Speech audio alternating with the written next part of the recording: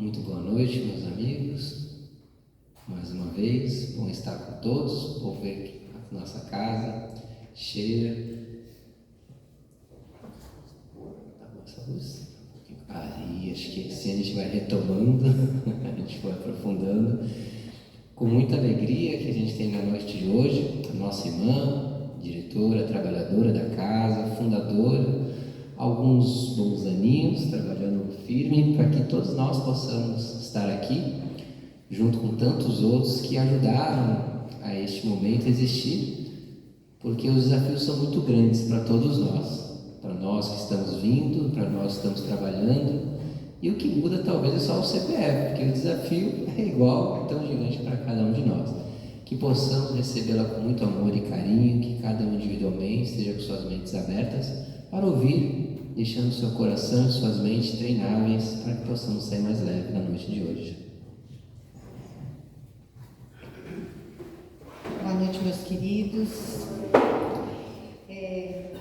Quando a gente fundou essa casa há 26 anos atrás, eu fiz a primeira palestra do nosso grupo aqui no Ismênia de Jesus, numa sala emprestada.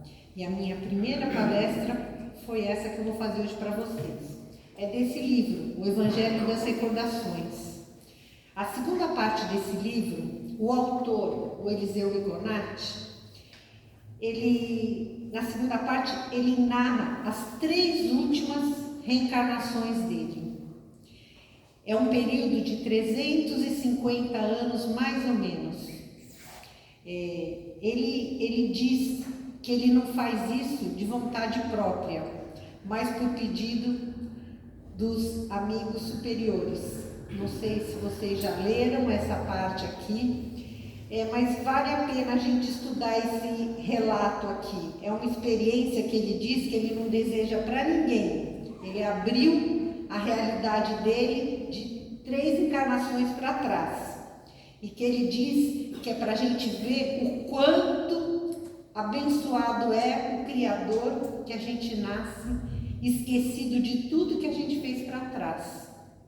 Que é muito bom a gente nascer e não saber o quanto a gente é devedor, o quanto a gente fez de errado, que a gente vem nesse bercinho, nenezinho, cheio de renda, numa caixinha, no seio da mãe da gente, esquecido daquele passado tão delituoso que a gente teve, né? A gente nasce assim, fora de tudo aquilo de errado, porque aqui nós todos somos devedores. Que nem diz ele mais do que todos, porque fundou o Centro Espírita, eu estou junto com ele de mão dada, assim, porque eu sei que sou minha dívida. Estou aqui, ó, encarnada, fundando o Centro Espírita. Então, vamos esquecer esse passado criminoso e que bênção que a gente está aqui trabalhando na espiritualidade. Então, vamos lá, primeira encarnação, a primeira década do século XVII. Vamos ver o que ele passou, para a gente entender um pouquinho o que é, voltando para trás, cada encarnação e cada oportunidade que o Criador dá para a gente consertar o que a gente faz de errado. Então vamos lá. Ele era filho de um proprietário de oásis no deserto da Argélia. O pai dele era sheik da tribo. Seu pai resolveu mandá-lo estudar na Europa. Assim ele iria de Argel para Marsella, depois para Paris. Junto com homens de confiança, já tinha colhido todas as câmaras, com os escravos, com a bagagem, a caravana seguiu viagem. Pararam no oásis, no meio do caminho, para descansar, dormir, os batedores foram na frente, estava tudo certo. Durante a madrugada, ele ouviu uns gritos, tiros. Ele recebeu um golpe no pescoço, não entendeu nada. Passou 3 dias chorando do lado do corpo dele. Depois de 3 dias veio um espírito de luz, seu protetor, o irmão Hélio, e disse: me acompanha. Mostrou o pai, mostrou a mãe, levou ele para uma colônia espiritual. Falou: olha, Alá fez para a gente um lugar bem bonito. Ele era muçulmano, levou ele para uma colônia espiritual muçulmana. Lá foi ele. Lá ele estudava, ele fazia suas obrigações, todas que a colônia colocava ele para ele evoluir, mas ele só pensava em vingança. Ele queria acabar com o cara que deu o golpe no pescoço dele. E aí ele se fez surdo para tudo que ele estava aprendendo de bom, né? E aí o que ele fez? Ele fugiu da colônia espiritual e só pensando na vingança, ele foi para onde? Atrás do cara que golpeou ele. Ele sabia como era o sofrimento dos caras que tinham sido suicidas, porque ele saía em caravanas para ajudar as pessoas que sofriam, e ele viu que o sofrimento maior era das pessoas que se suicidavam, e ele queria aquilo para o cara que tirou a vida dele. Então ele fazia de tudo na cabeça do cara: vai se matar, é isso que eu quero para você, procura alguma coisa para...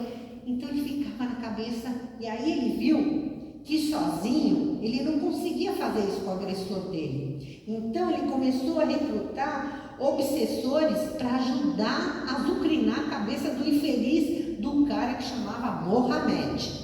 Ficava ali na cabeça do Mohamed, ele e um grupo, tinha uma falange em cima do Mohamed. O Mohamed acaba ficando tonto, não sabia mais se era ele, se não era, que vida que ele queria levar, se ele tirava a vida dele. E aí ele notou que ele não estava conseguindo fazer muita coisa, que tinha uma barreira que não deixava ele chegar no que ele queria no Mohamed. Às vezes ele ficava surdo para tudo que ele tentava. Essa barreira eram as orações da esposa do Mohamed. A Laila, a esposa do Mohamed, rezava, desejando que ele fizesse um bom trabalho, que ele chegasse bem no lar, que ele saísse, voltasse bem. Estava sempre orando para tudo dar certo na vida do marido, rezava para ele chegar bem em casa, rezava para a casa dela estar em paz. Gente, o poder da oração é tudo na vida da gente. Essa era a barreira. Quer dizer, ele fazia, tentava obsediar, mas a barreira estava ali, né? E aí ele ficava. Chegou uma hora, o protetor dele, o irmão Eli, chegou lá e falou: chega, você não vai angariar mais crime com o teu passado criminoso. Quer dizer, a gente começou a reencarnação dele aí, filho do sheik, etc. Mas ele devia ter um outro passado criminoso para trás que a gente já nem pegou, né? Assim, preparou uma nova encarnação para livrar ele do orgulho, do materialismo, da vingança, de tudo que ele tinha de ruim dentro dele, que ele estava angariando para o futuro dele. Ele não pôde escolher nada. Nasceu na França, na metade do século XVIII, de nome Maurício. Ele cursava na Universidade de Nantes, ele cursava um curso de enciclopedistas. Conheceu uma moça de nome Jaqueline, se apaixonou. Num domingo foi conhecer a família dela, a família Sangrou, a mãe Mary Balbini, o irmão Jacques. Moravam numa elegante, suntuosa residência, numa vila na França, muito bonita, com o nome da família, a família Sangrou. Eles se dedicavam para o comércio do pescado. Tinha um entreposto de pesca. Tinha uma frota de navios pesqueiros. Viviam do comércio da pesca. A Mary Balbini, ela enviuvou quando o Jacques nasceu, o filho caçula. Aí ela tocou sozinha os negócios da família. O Maurício, com o tempo, se tornou professor, especializado em grego e latim. Ele se tornou catedrático desses dois idiomas. Daí, o seu orgulho não conheceu limites. Ele se achava: sou catedrático, sou o melhor. Ele se filiou aos enciclopedistas da época, mas só escrevia com caráter destrutivo e negativista. Uma pena. Mas, com a situação financeira regular, num dia de primavera ele se casou com a Jaqueline. Passou a fazer parte do núcleo familiar da família Sangrou. Passeavam muito, todas as férias escolares eles iam para as vivendas que eles tinham aos arredores de Paris, nas praias em Étretat, com lindas falésias, com altas muralhas, que na maré eles passeavam. A única coisa construtiva que ele fez nessa encarnação durante as férias foi que a Jaqueline resolveu montar na propriedade deles de verão uma escola nas aldeias para os pescadores, para alfabetizar as crianças e depois alfabetizar os adultos. Então, ela dava aula para as crianças e aí ele começou a ajudar ela nas aulas. Foi uma coisa positiva para o espírito dele ajudar as pessoas ribeirinhas. Aí começou um período que a Mary Balbini desejou descansar dos negócios. Assim, ela resolveu dividir a empresa entre os filhos, a Jaqueline e o Jacques. Ficou a cargo do Maurício, do genro, os negócios internos e largou, assim, a faculdade, e o Jacques ficou com os negócios externos. Ele viajava pela costa da França, da Espanha e Portugal para vender o pescado. Maurício conheceu René, um homem culto, insinuante, prático, da alta sociedade, que introduziu ele nos salões elegantes de Paris. Eram viagens, saraus, festas. Quem era o René? A reencarnação do Mohamed. Corriam gastos, despesas excessivas, porque aí ele foi para a vida boa, né? E o Maurício escondia. René, explorando o orgulho do Maurício e a vaidade dele, envolveu ele em negociatas, desviou grandes somas de dinheiro com os negócios. Jaqueline, após 5 anos de casamento, engravidou. O Maurício ficou furioso porque ele achava que o filho não era dele, completamente sem razão. Ele se achava enganado, traído, mas ele não tinha motivo nenhum. É porque ele estava completamente louco.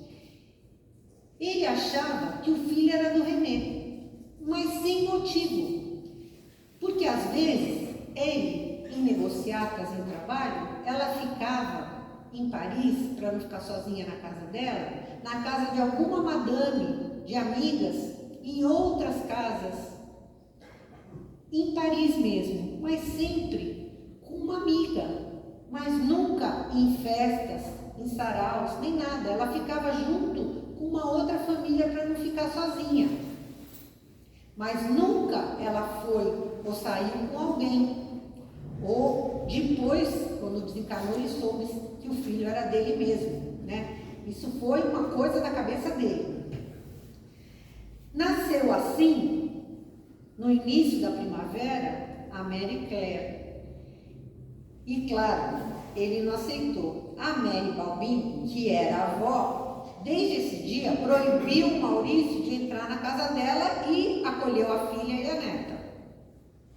Por fim, nessa confusão, estourou as negociatas, a firma entreposto de pesca faliu, René sumiu, nessas horas, quem bota o pessoal no buraco, sumiu. O Jacques voltou da viagem, quase enlouqueceu, quando viu tudo que a família dele montou, o cunhado estragou. Assim ele esbofeteou Maurício, que desafiou, o Maurício desafiou o Jacques para um duelo. Todos tentaram impedir, mas em vão. Se ele fosse humilde um pouquinho, ele teria evitado, já que ele havia desviado todo o dinheiro da família. Assim, o Jacques morreu. A Mary Balbini enlouqueceu de raiva e de desgosto. Os credores não pouparam a família. O Maurício foi julgado, condenado, foi visto pelos ex-alunos, se sentiu humilhado. Foi para o calabouço de Toulouse. Lá a cela era úmida, fria, sombria, baixa. Quando ele ficava de pé, ele tinha que ficar curvado. A Jaqueline arranjou um jeito de 3 vezes por semana deixar alimentos para o carcereiro para entregar para ele. Ele desencarnou em 1805. Ficou no cárcere ao lado do seu corpo. Quando o carcereiro descobriu que ele tinha desencarnado, pegou o corpo, abriu a porta, ele fugiu, achando que eles o veriam. Para onde ir? Que rumo tomar? Onde me acolher? Foi para a praça, deitou num banco e acabou adormecendo. Ele nem notou que ele já estava do outro lado. Quando ele acordou, ele só via trevas, tudo escuro, perdido. Ele se julgava cego, tudo negro na frente dele. Hoje ele sabe que ele ficou vagando por anos naquela escuridão. Um dia ele gritou: eu quero a luz, eu quero ver luz. Seu protetor, de novo, o irmão Hélio, apareceu e falou: queres luz? A luz que tu negaste para todo mundo? Se queres luz, eu vou te levar até ela, vem cá.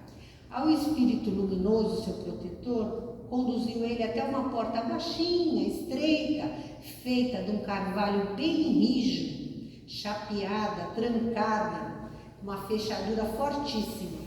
Disse: Maurício, eis aqui a porta para o caminho da luz. Por detrás dela começa uma estrada esplendorosa. Só por aqui que você sai dessa escuridão. Esse é teu caminho de luz. Só sai daqui, desse breu, por aqui. Não tem outra saída. Ele falou: então me dá a chave, onde está a chave? Ele falou: a chave? Não existe a chave. Você tem que fazer a chave. Só você pode fazer a chave. Ele sentou na soleira, ali diante daquela porta, e começou a chorar. Aí o irmão Hélio falou: por que você chora? Não tem motivo para chorar. Você tem todo o material para confeccionar essa chave. Você tem todo o orgulho do mundo. Egoísmo não te falta. Teu coração é duro. Você cometeu maus atos. Até crime você cometeu. Põe todo o sofrimento no fogo ardente. E quando você fundir tudo isso, você tem uma chave. É simples. Você não tem motivo para o desespero. Assim ele compreendeu que ele fez tudo errado nessa vida. Tudo. Ele se ajoelhou e falou: faça de mim o que você quiser. Eu estou muito arrependido de tudo que eu fiz. Aí nessa hora ele foi para uma outra colônia espiritual próxima da crosta. Não via a família. O protetor o animava. E ele sempre estudando, se fortalecendo para vencer o orgulho que ele tinha dentro dele, que era muito forte. De novo, não tomou parte do seu planejamento da nova encarnação. O irmão Hélio sempre visitando ele, reanimando ele. Um dia o irmão Hélio chegou lá para visitar, encostou a cabecinha nele assim e falou: dorme. Aí ele dormiu. E acordou na terceira encarnação. A terceira ele nasceu na África em 1815. Com 17 anos, ele era negro, forte, robusto, musculoso, porém muito tristonho. Sua aldeia foi cercada, eram caçadores de negros para a escravidão. Mataram seu pai, ele foi resgatado e foi tratado como uma peça. Ele reiniciou a encarnação como um escravo. Nagô, de nação de língua iorubá. Foi marcado a ferro com um ferrete de prata quente. 80 dias demorou a travessia dele no navio negreiro até o Brasil. Foi num lote de escravos já escolhidos, dos mais fortes e robustos, altos, com físico forte, encomenda de um fazendeiro de café no interior do estado de São Paulo. Lá ele comia com a mão, bebia água na cuia, foi direto para a senzala. 30 moços negros que meses antes corriam livres na selva africana. Dormiam na palha, comiam angu de mandioca, trabalhavam no cafezal. Os feitores, direto com a chibata na mão, andavam só de calça curta até o joelho, trabalhavam até os domingos. Como os patrões eram católicos, eles guardavam só os dias santos.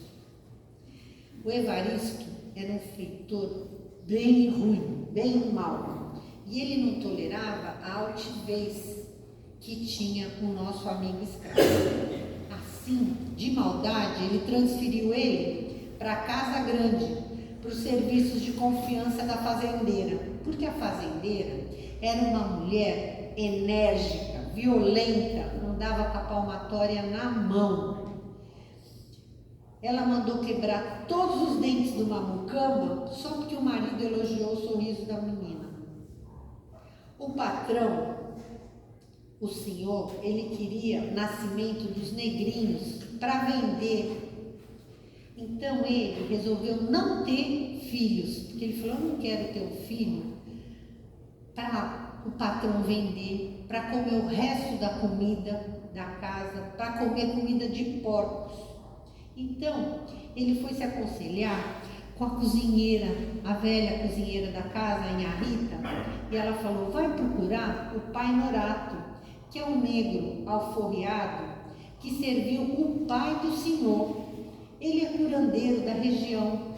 Ele mora numa tapera, próximo da divisa das duas fazendas. Você segue a cerca. Lá no fim tem uma tapera, onde os pretos e os brancos vão consultá-lo. Pai Norato lhe deu umas ervas para ele tomar, fazer um chá, 3 dias seguidos. Jamais ele ia gerar filhos. E foi assim que ele fez. Teve muita dor, passou mal.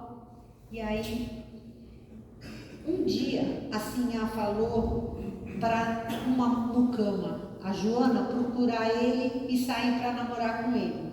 A Joana voltou e falou para a patroa que ele não quis nada com ela. Contou tudo o que tinha acontecido e falou: ele não é mais homem.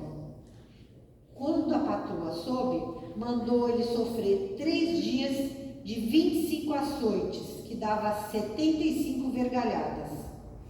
Todos tinham que assistir aquela coisa, aquela surra danada no tronco. No último dia, o capataz caprichou mais na surra. Depois de jogar salmoura nas costas dele, depois das 75 chibatadas, né? Ele levantou, deu 10 passos, ele caiu.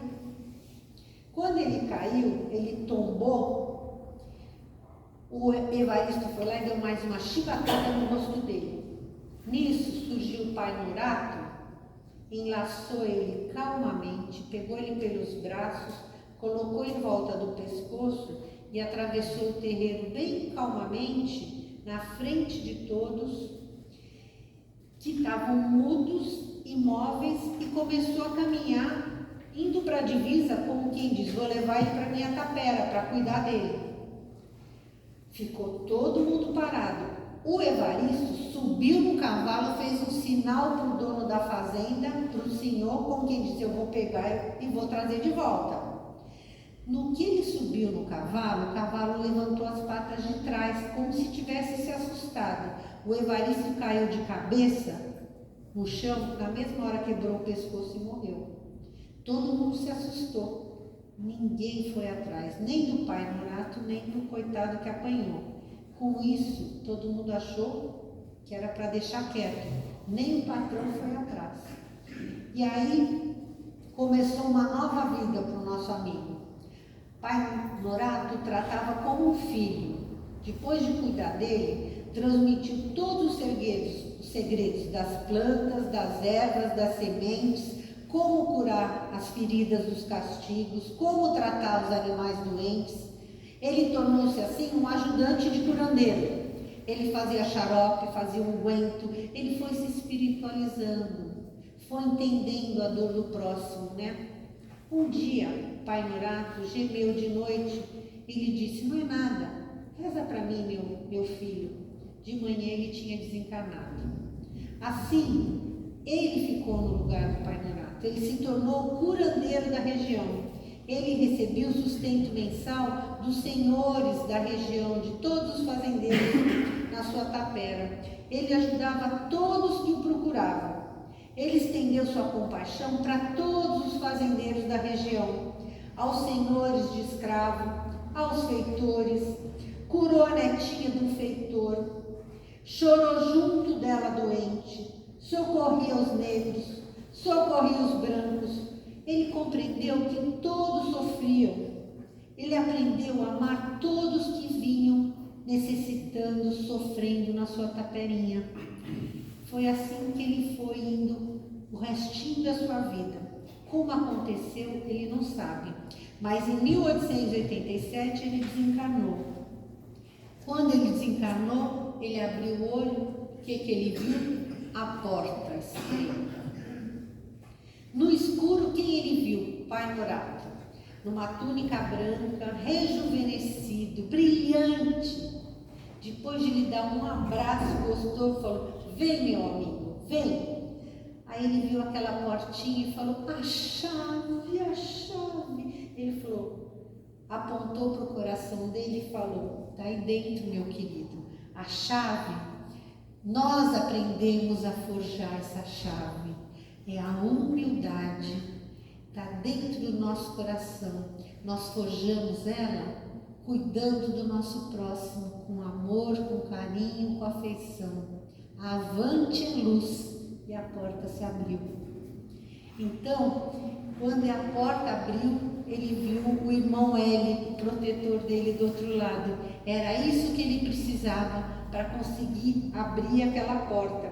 Ele andou em direção e ele falou assim: que alegria, eu consegui passar isso daqui. Mas quando ele chegou no irmão L, ele falou: mas sozinho, eu não quero. Cadê a Jaqueline, o Jacques, a Mary Balbini? Eu quero que os outros venham comigo. Aí o protetor dele falou: não, trabalha e espera. Aí nesse trecho do livro ele fala: eu tenho muita gratidão pela raça africana, pois me ajudou a me tirar do pedestal do orgulho. Eu agora sou humilde de coração. Foi eles que fizeram isso comigo. Então foi assim que ele foi internado numa clínica de recuperação e repouso. E aí ele queria reencarnar para ajudar na libertação dos escravos. Mas aí o irmão ele falou: não precisa mais, já foram libertados. Isso foi só um tempo, você fica tranquilo. Aí tinham acabado de lançar os livros na França do Allan Kardec. E ele falou: então eu quero. E eles começaram na colônia espiritual estudar justamente o livro dos Espíritos, o Evangelho e tudo do Allan Kardec. Era em torno de 1857. Aí ele falou: bom, então agora eu quero reencarnar na França, porque está esse boom dos livros e eu quero começar no Espiritismo. Ele falou: não, a gente não vai colocar remendo novo, que você está cheio de vontade, no lugar velho. Vamos para o Brasil e começar lá o Espiritismo, no Brasil. Então, ele veio e nasceu no Brasil, que é essa encarnação que ele está quando ele escreve o livro. Então, a quarta encarnação dele é no Brasil, em 1913, com o Eliseu Rigonati. No nome de Eliseu Rigonati, ele nasce filho de pai espírita, teve acesso às obras de Allan Kardec, foi trabalhador em centros espíritas, lançou livros didáticos para escolinhas de evangelização, pré-mocidade, mocidade, curso de médiuns, fundou o Centro Mensageiros da Paz em São Paulo. Ele trabalhou em vários centros no interior do estado de São Paulo, até fundar esse centro em São Paulo. Ele trabalhava não como médium de receber entidades, né, da passagem e comunicação. Ele trabalhava como doutrinador, aquele que esclarece o comunicante, né? na desobsessão. Então ele sempre vinha para auxiliar, esclarecer, doutrinar a entidade. Então, em 1941, quando ele tinha 28 anos, durante os trabalhos da noite, um médium, na mesa de trabalho, no grupo Mensageiros da Paz, chegou e falou: é você mesmo? Não acredito onde fui encontrá-lo. O que você faz aqui? Era Jaqueline.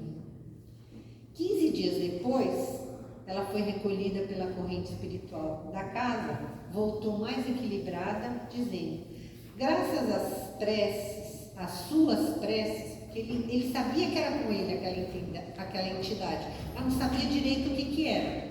Então ele rezava, porque quando ele ouviu, é você mesmo, ele sentiu que era com ele estremeceu. Então ele rezava para ela, para aquela entidade. Então ela falou: graças às suas preces estou melhor. Agora, Eliseu, não posso te dizer do passado, mas serei um soldado do seu centro Mensageiros da Paz. Então ela ficou na corrente espiritual da casa, trabalhando junto com ele.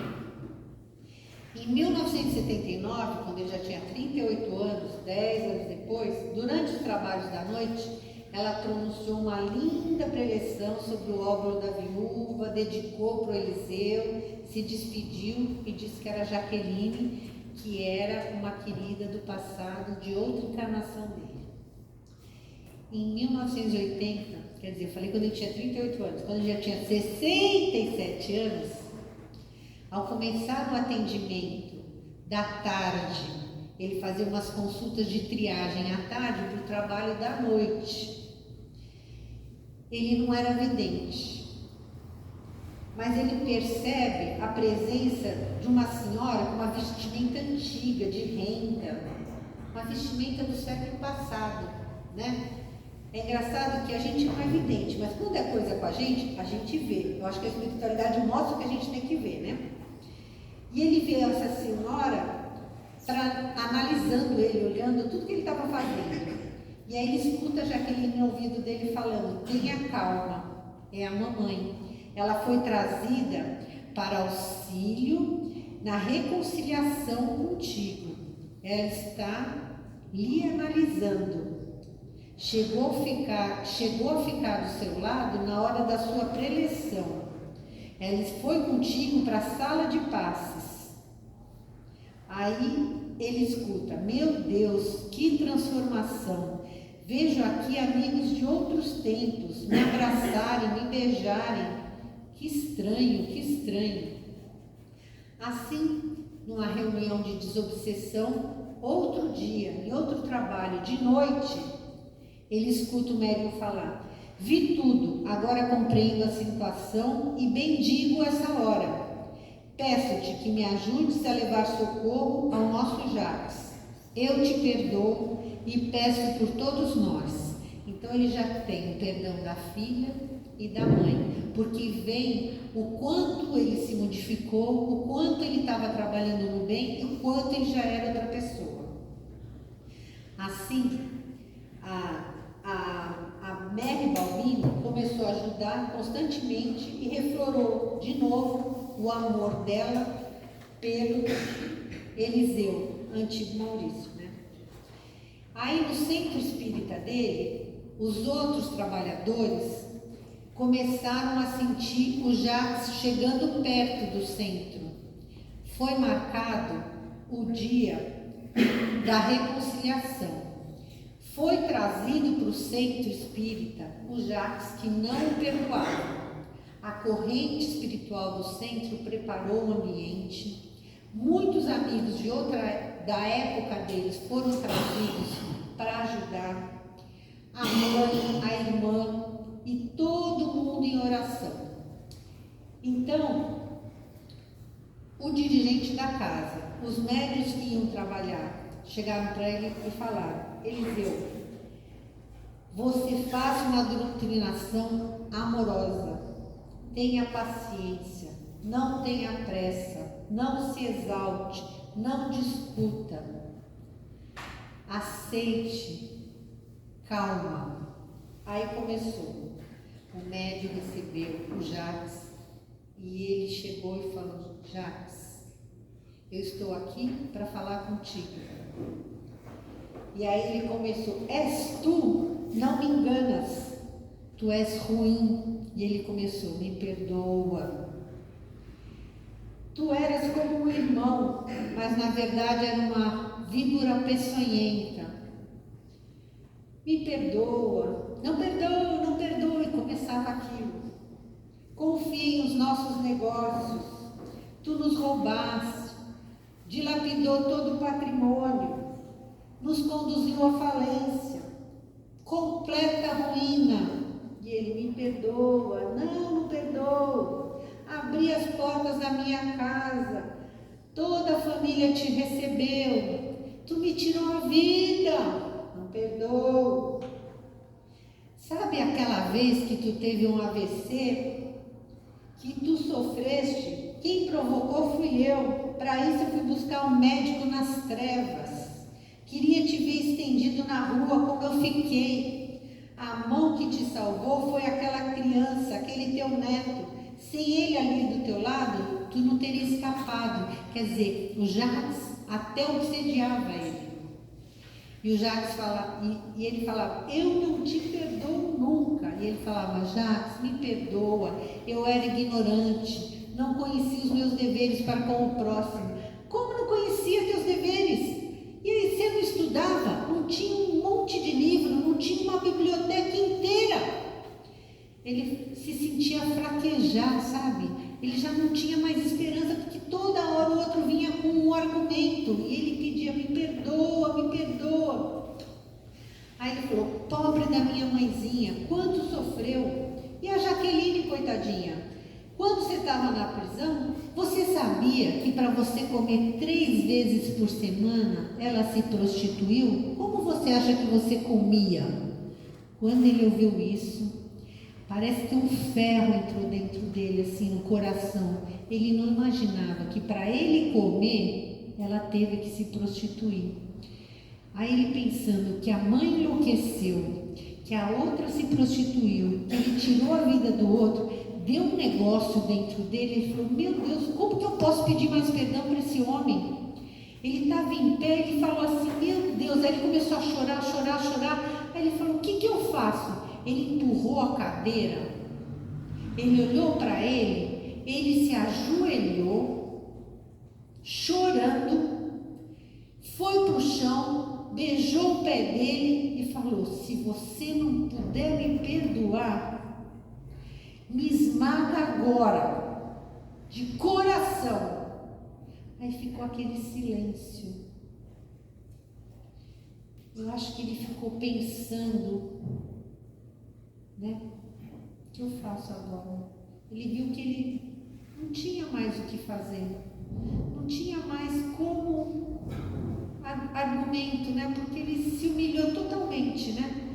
Pediu um perdão, foi para o chão, beijou o pé, chorou e falou, me esmaga agora, pisa em mim, né? Aí ele pegou, empurrou a cadeira, puxou ele do chão, abraçou bem forte, beijou o rosto dele, chorou junto e falou, eu te perdoo, Maurício.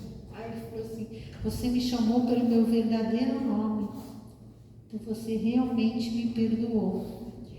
Aí quando ele afastou um pouquinho, ele falou, nossa, minha mãe e a minha irmã estão agarradas a você, eu nunca mais vi as duas. Aí todo mundo chorava, porque como ele tirou o ódio do coração, ele conseguiu ver a mãe, a irmã, amigos de outros tempos e todos que estavam ali tentando ajudar. Até aquela hora ele não via ninguém, era tanto ódio naquele coração que ele não via ninguém, ele não sentia aquela vibração de amor que tinha no ambiente até aquele momento. E dali por diante, aqueles todos começaram a trabalhar juntos naquele grupo espírita, naquelas sessões de desobsessão, trabalhando naquela casa, vibrando juntos para os trabalhos de perdão. Nunca mais tiveram desavenças. E aí essa conversa fraterna foi indo. Logo Jacques passou a fazer parte dos serviços espirituais do Mensageiros e juntos iniciavam e terminavam as mensagens em francês.